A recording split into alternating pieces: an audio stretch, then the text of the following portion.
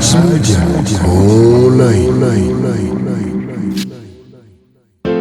Habari za dunia kwa jamii, elimu, wakulima, michezo na burudani.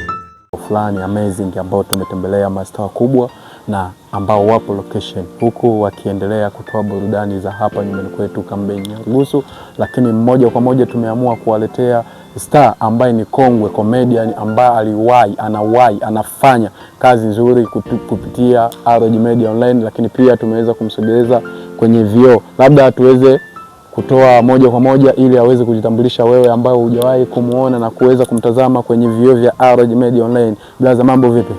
Salama, uko mzima? Nipo mzima blaza, ujambo? Habari za siku?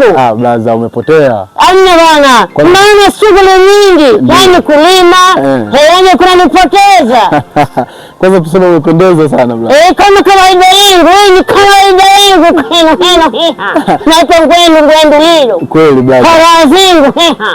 Kwa kukufahamu majina kamili alafu na jina pia la kazi, unaitwa nani? Yani mimi naitwa Ngwendu Helo. Jina lililofichana naitwa Amuri Vitisho. Anaitwa Amuri Vitisho, lakini jina maarufu anaitwa Kingwendu Heno, ambaye anafanya kazi nzuri hapa kupitia nyumbani kwetu, lakini pia tuende moja kwa moja na kumuuliza maswali ambayo yanayofuata. Blaza, ni kweli wewe ni star mkubwa lakini kwa muda ulikuwa umepotea, unaweza ukatuambia sababu za kupotea na kukaa kimya kwa mashabiki ambao walikuwa wamekumisi? Maana tukiangalia baadhi ya watu ambao walikuwa wanaposti picha za hapo nyuma mkiwa mpo location na mnafanya kazi walikuwa wanamisi sana, jamaa amepotelea wapi Kingwendu? Lakini kwa basi moja kwa moja tungeenda uweze kuambia mashabiki zako ambao ni sisi na wengine wanaokutazama kupitia vioo vya RG Media kuwa mapokezi ya hii kazi, lakini pia kupotea kwako kwa muda ilikuwa inatokana na nini na mashabiki walikuwa wamekumisi sana kikazi bro? Hii nakwambia hivi ndugu yangu, yani mimi kile nilipoteza, unajua mimi management, nilikuwa nakosa management. Nikaona hata nitafute kwanza shughuli ndogo, nikaanza kuuza mboga mbichi, nikaingia kilimo, kulima nyanya, na leo sasa nikutana na jamaa. Yani kama kawaida yangu mtaona vichekesho vyangu kama kawaida, mimi naitwa Ngwendu. Yani nilikuwa napotea, ninafufuka kama kawaida. Vichekesho vitakuwa ndugu, ushawahi kufuatisha wewe? Ndio kufuatisha mpaka utasikia. Mimi ni mzee kufuatishana.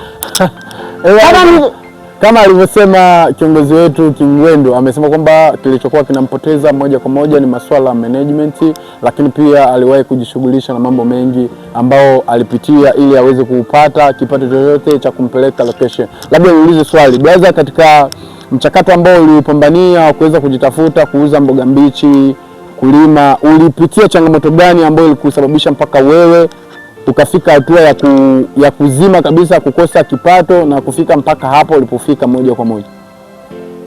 Yani mimi niliona hamna lolote, bora niingilie kati kulima. Zaidi management iliniangusha. Ndio. Management iliniangusha, nikaona bora niache vya kuigiza, kwanza nitembelee kwanza kilimo. Okay.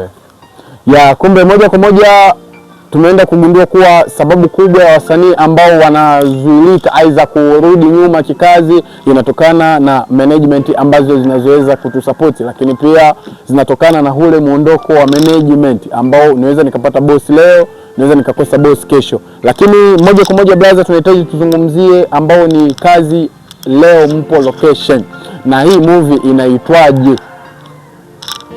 Bado hii movie tungali tunacheza, hatujajua inaitwaje. Sasa tunacheza kama vile mpira, mshindaji ni nani? Tukiangalia kabisa hapa kuna mastaa wengi ambao tumekwenda kuwaona. Kuna Kingwendu ambaye ni wewe hapo, lakini pia kuna mwinjilisti na kuna wengi na wanawake wengi ambao ni makwini ambao tushawahi kuwaona na wanafanya kazi kubwa sana ambao tushawahi kuziona katika media zetu na akaunti mbalimbali. Lakini pia pamoja na hiyo, ilikuwaje mpaka wewe kafikia hatua kuingia kwenye hii location? Wewe ndio msimamizi wa hii location, aidha wewe ni mtu ambaye umeshirikishwa kwenye hii location? Yani mimi nilishirikishwa. Kuona jamaa alinishirikisha, amna bana, mbona unazipoteza? Akanikuta shambani tunapalilia mihindi, akaniita bwana, njoo kwanza unisaidie kidogo, na ndio maana nafika hapa location. Kwanza niseme asante sana kuona bado unazidi kupambana pamoja na majukumu ya kifamilia yanayokubana, lakini twende moja kwa moja. Bwana Kingwendu, kama Kingwendu leo upo location, unategemea mashabiki zako ambao wanaenda kukutazama kwa muda huu na kazi zako ambazo unaenda kuzifanya, zile ambazo zimesemekana kwamba umeamka kikazi, unategemea ni kuwa watapata vionjo kiasi gani? Aidha muandalia kitu gani? Labda tunaweza tukaenda moja kwa moja uweze kuwaonesha kionjo ambacho umekuja unaandalia kitu kipya baada ya Kingwendu kuamka. Ni kitu gani ambacho umekiandaa kwenye kazi zako? Nilikuwa na naamka na kasi, juu mwanaume akishaamka na kasi anaamuka heno.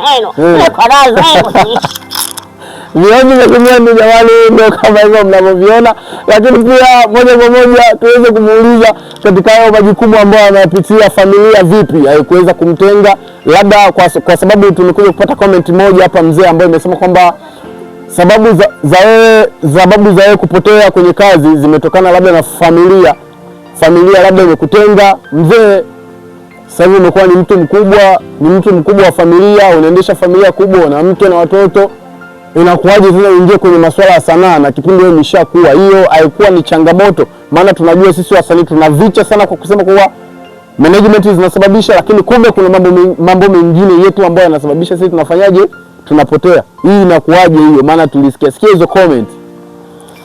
Sio hizo comment. Comedy, changamoto. Ili tangulia mbele.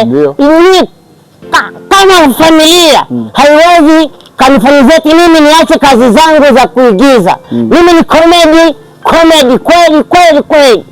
Unasikia? Lakini nilikuwa management ilikuwa nanipotea.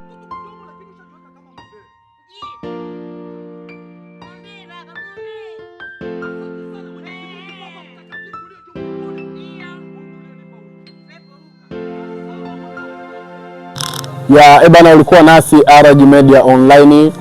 Kabla ya yote tuweze kusema asante kwa wewe ambao umeenda kufuatilia kipindi cha Kingwendu, star mkubwa ambaye anafanya kazi vizuri hapa nyumbani kwetu Kempo na nje. Kiukweli tunaweza tukasema kwamba Kingwendu, kauli moja ya kuambia mashabiki zako, lakini pia kuambia mashabiki ambao wanaifuatilia RG Media Online. Si unaona sauti tu, inakokota madogo. Mambo vipi?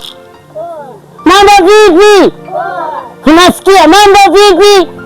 Pigeni makofi kama mnapenda ngwendu. Madogo njoni hapa, njoni. Njoni msiku, njoo. Ni kweli kabisa, tumeona mashabiki wengi walikuwa wamemmisi Kingwendu lile. Ni kweli kabisa, ijapokuwa watoto bado wanaaibu, lakini uwepo wa Kingwendu kuwa location imeleta mtisho mkubwa sana, na kitu ambacho kilikuwa ni cha